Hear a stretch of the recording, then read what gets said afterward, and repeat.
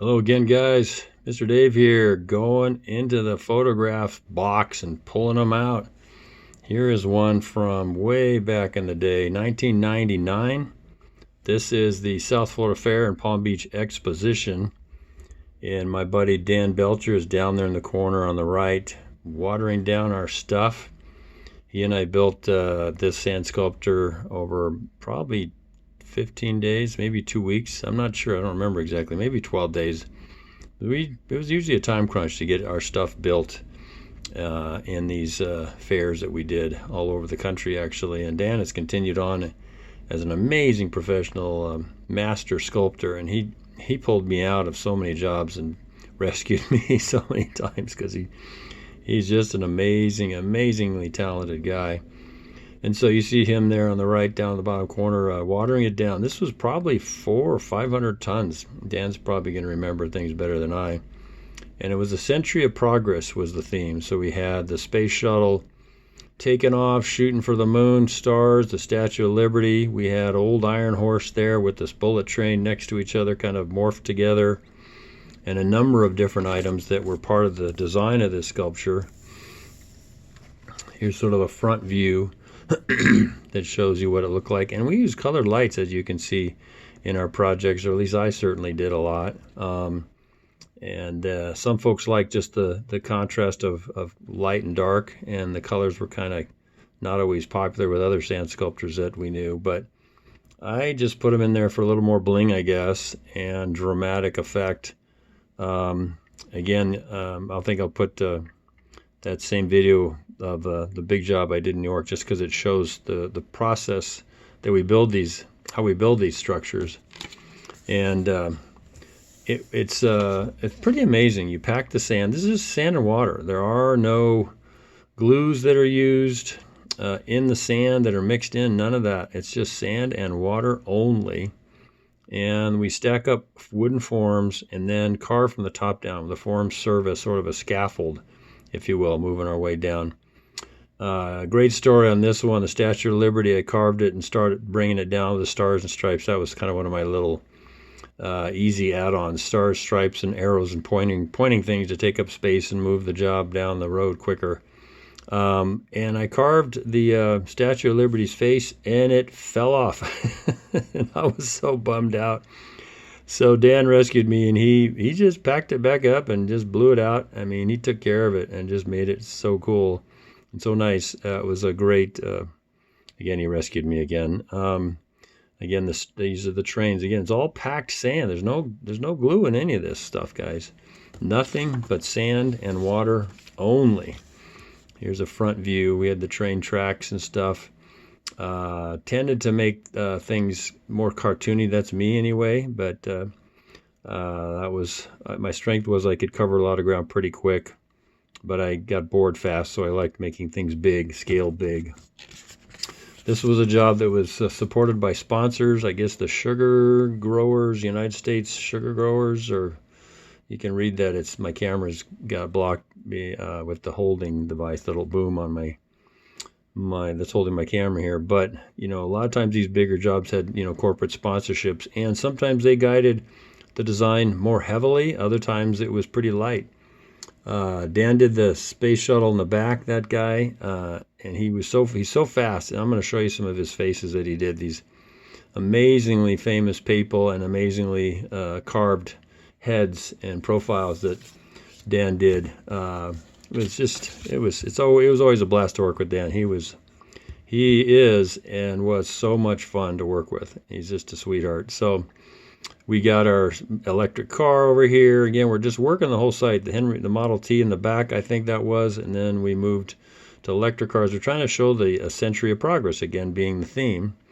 And a lot of times when you finish a sculpture out, you would end up just raking the bottom or making rocks, because rocks you can just blast out with a trowel really super fast and get a nice effective look. Just give you a sense of scale on this bad boy, this shows you it was a monster. It was big. It was up there. I think the top of it was over 20 feet at least. But thousands and thousands of people came through the expo building. I have a friend back there, and he said they've not done anything up to the level of impressiveness that we had done with our projects. And the whole theme of that interior space, they really went crazy and did it nice. You see the Orville Wright brothers aircraft there in the background up in the air. And of course, the patriotic theme is always wonderful, very much appreciated there. And so it was a big one, continuing to show again the scale of it. You can see the people down there. It was a big one. There are cinder blocks that we stack around these things, just contain the sand. These things are compressed and compacted with water and gas-powered pounders, if you will. Tampers, they compact the sand to get it to hold better, and and give us some longer lasting projects. And that was done on this one as well. You see also in the left of the photograph a stealth fighter. It's a copy, just a mock-up of a stealth fighter that they actually floated up there in the airspace, if you will, in the expo building then. And we had our sand sculpture sort of in the center point. And it was always fun because we could sort of serpentine around and put the sculpture in whatever way we wanted to in terms of subject matter. So we sort of a clover leaf a lot of times where things moving around and doing different things. Here we see, again, that view just showing the size of this puppy. Absolutely humongous. Wonderful design idea to play with. A lot of themes we had to mix in. We had a stack of computers here. Of course, those are the big fat computers with the big TV and not the flat screen that we now have today. And so that was part of the design. And I always like to weave in little elements, sort of these pointy arrow things.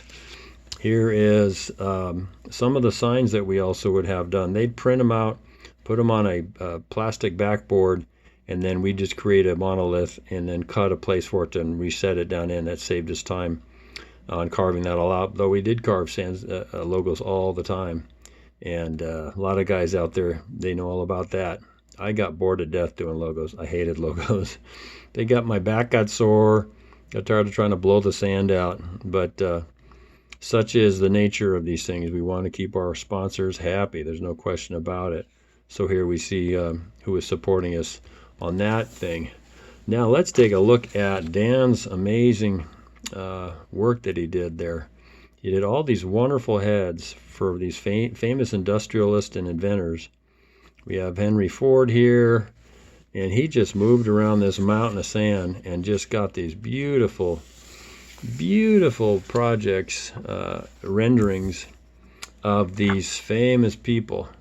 Again, this is just sand and water, and he'd take a picture and look at it, and then he'd just carve them out. And man, he just nails this stuff.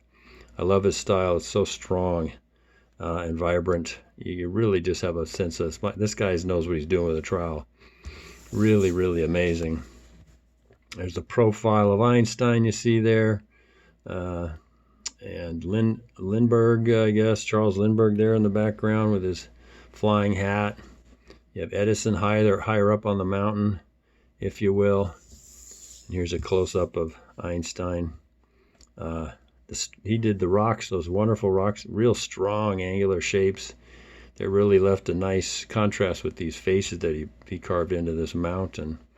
For you rock carvers, yeah, the sand is a great thing to practice in. I'm going to do some demos on that coming up in the future here. Sand, you want to practice sand, and you can learn how to make rock super, super fast. Another shot at Einstein there to see how that works. Lindbergh, again, this is all just sand and water. There is no glue. It's just packed sand. And then it has all these lines shooting on up to the space shuttle, which is taken off. So had the computer stack there in the back. Look at that monitor. It's really thick and fat. That's when they still were. So anyway, digital watch, the microchip, it points to a very tiny small little item as you follow it around. But anyway, Mr. Dave here, just going back in the past, pulling pictures out of the box. 1999 South Florida Fair and Palm Beach Expo. Dan Belcher and me, Dave Henderson, carving this out of pure sand and water.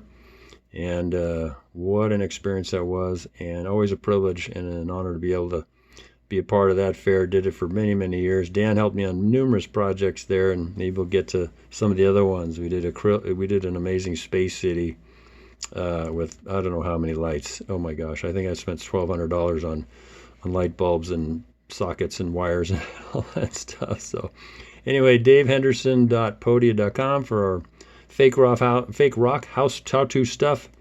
www.daverhenderson.com for my blogs and links to other platforms. But just going down memory lane, pulling pictures out of the box, and this is the 1999 South Florida Fair in Palm Beach Exposition. Again, Dan Belcher and myself carving out of, I think, 500 tons, 300 to 500 tons of sand. And I'll put a link to the video that shows how we do it, the whole process, so you can check out. Have a good day. Remember to be thankful and forgiving. It's the key to a happier life, for sure, for sure.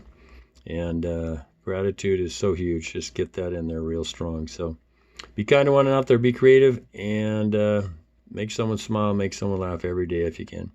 So we'll see you next time. And Mr. Dave here checking out. Thumbs up to y'all. Have a good one. God bless.